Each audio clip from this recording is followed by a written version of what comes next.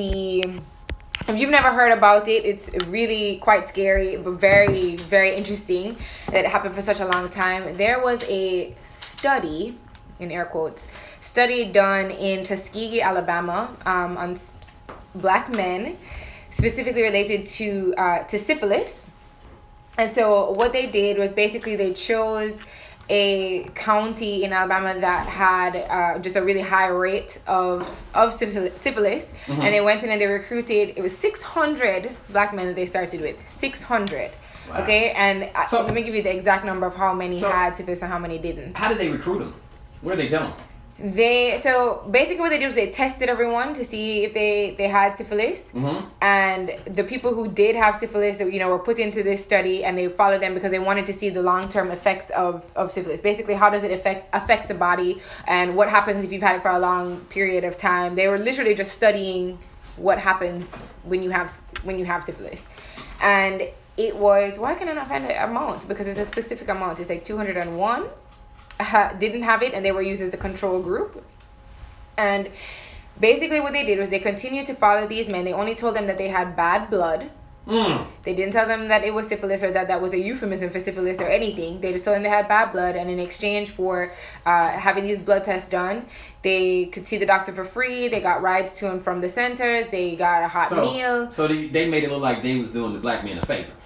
Yeah, that they were just getting you got medical bad blood, care, but we're gonna do you a favor by treating you. We're gonna give you kind of just like medical care for free, basically. So look, y'all got bad blood. We discovered y'all got bad blood, right? So this is what we're gonna do. We're gonna pick you up. You know what I'm saying? Give you treatments absolutely free.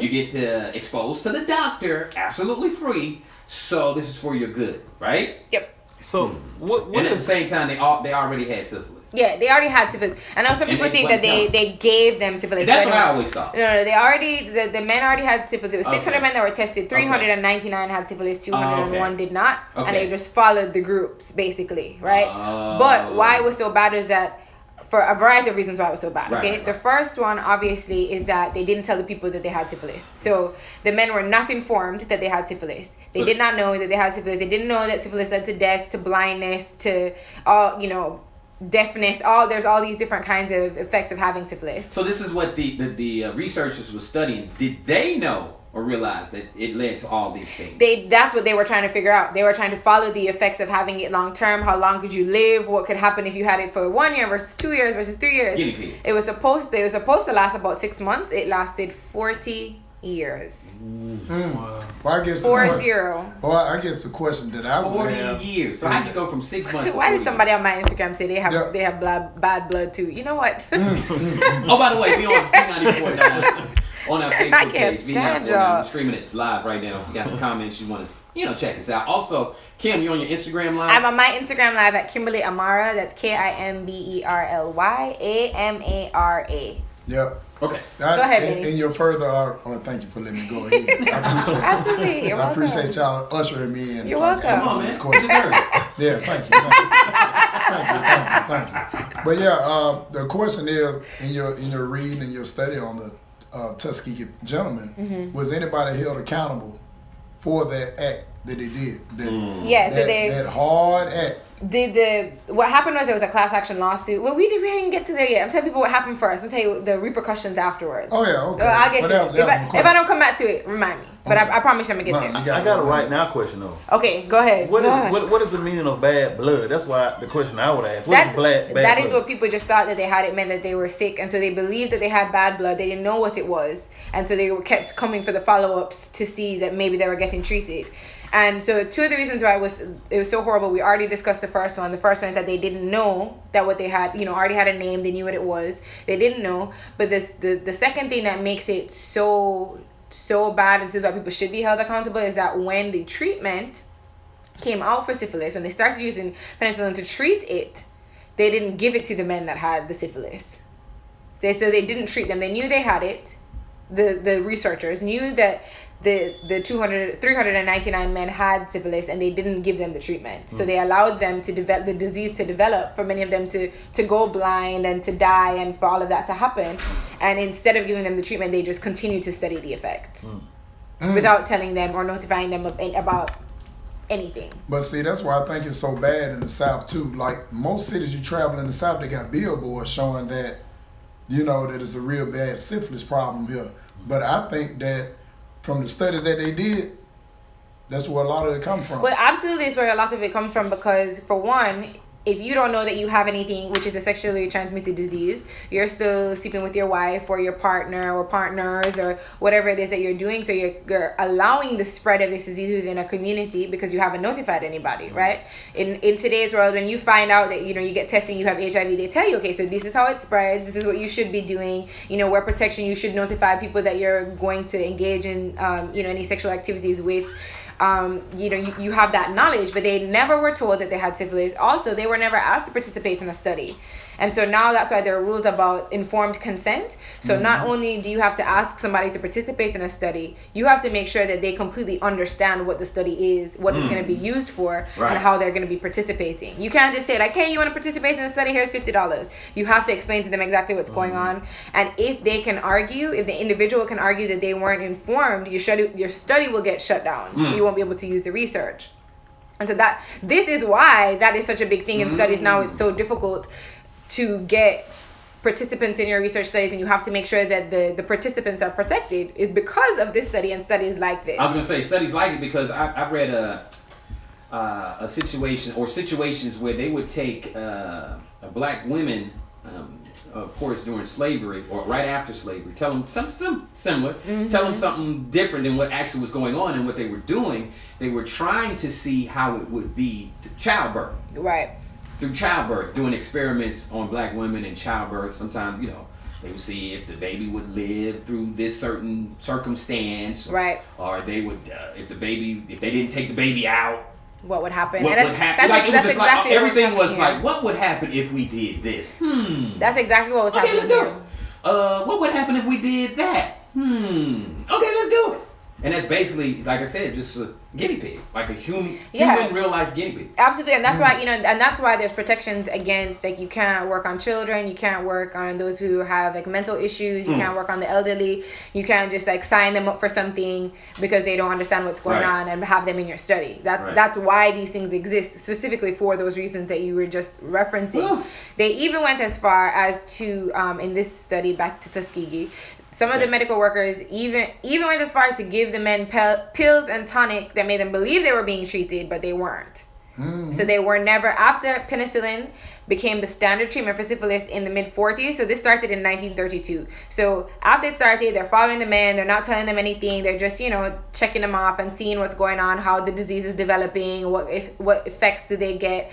Then the larger medical world came up with a solution and a treatment for syphilis, and the men were not given that treatment. They were never given or told about it. No, they were never being experimented on.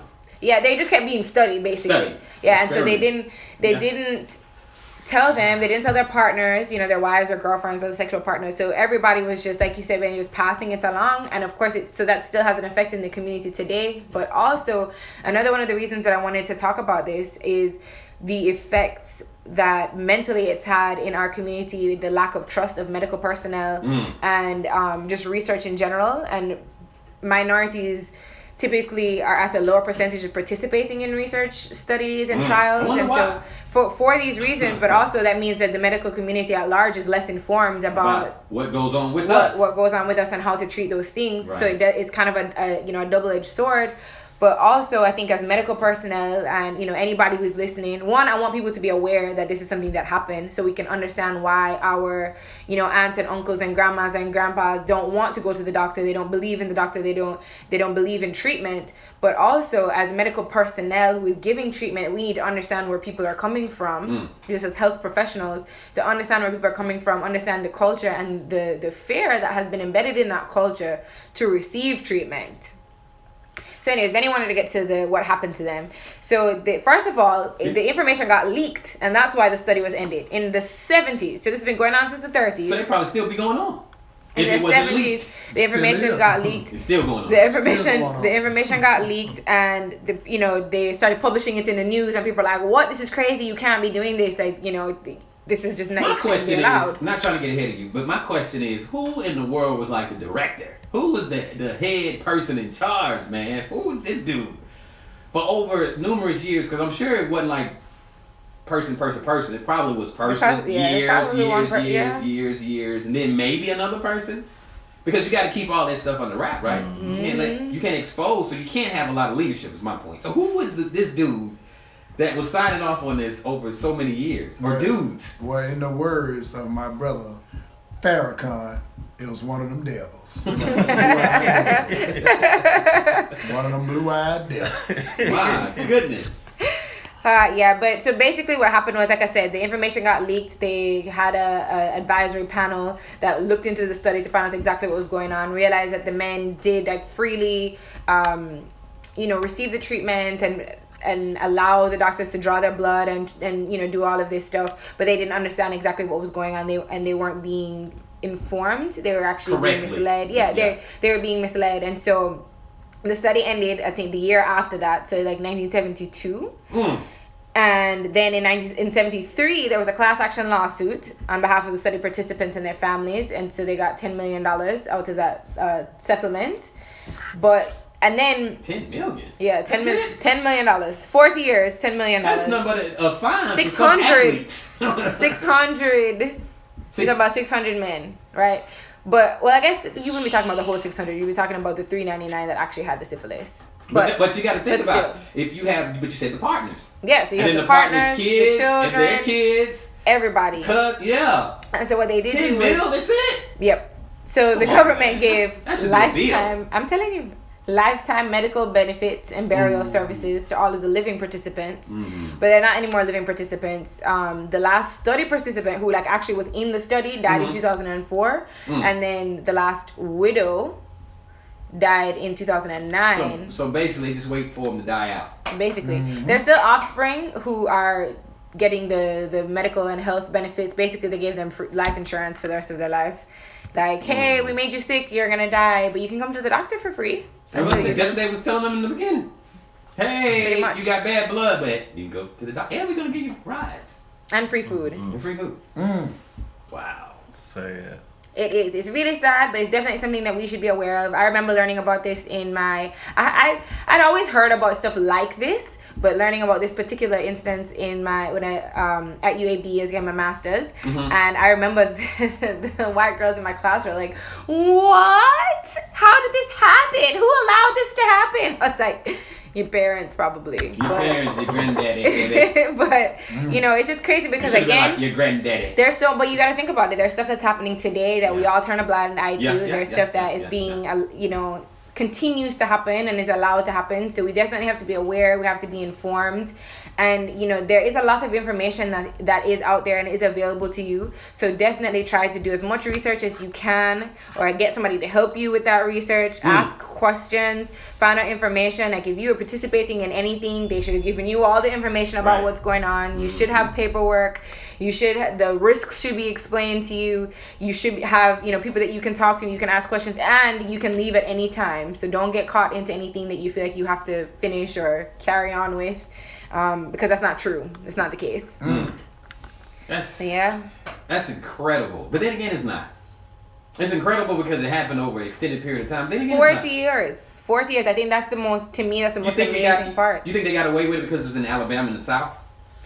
I think that contributed. They got away with it because it was in America. There's a whole bunch of stuff we're experiencing now. Just like we was talking about this kind of off topic, but on topic.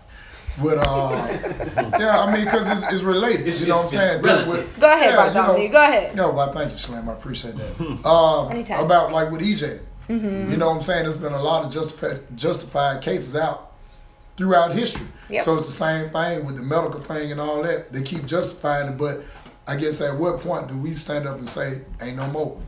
And I don't think it's going to be no marching or no singing or no talking or trying to change no laws. It's going to take a little that that's going to change it. And it's funny, but name an instance anywhere in this world that a major change took place without that Exactly. Okay, well, don't use up the doctors and the hospitals, okay? Well, just find out the information first. Well, it's bad. I'm just speaking out, because it's sad. You are speaking out. Yeah, and gonna continue. But no, what I'm saying is, man, like considering that we're talking about black money, there's a lot of travesties that done went down in history, and then get a little settlement payment. It's all right. We move on. Wait till you die out. Yeah, because hard. we accept it. Probably next week going to talk about HeLa cells and the black woman that is the basis of just like the cells that we use for everything and to develop all medicine. And she didn't even know her cells were being used. Her family didn't even know her cells were being used. Yeah, I saw that. We'll talk about that next week. But it's just the same thing. We have to be aware of the things that are going on so we can even stand up for ourselves. And we have to be informed. We have to. So read up about these kinds of things. Ask questions. And, I say arm yourself with knowledge. So make sure you do that. Please. I appreciate you guys tuning in. Please. That's Health with Kim. Yeah.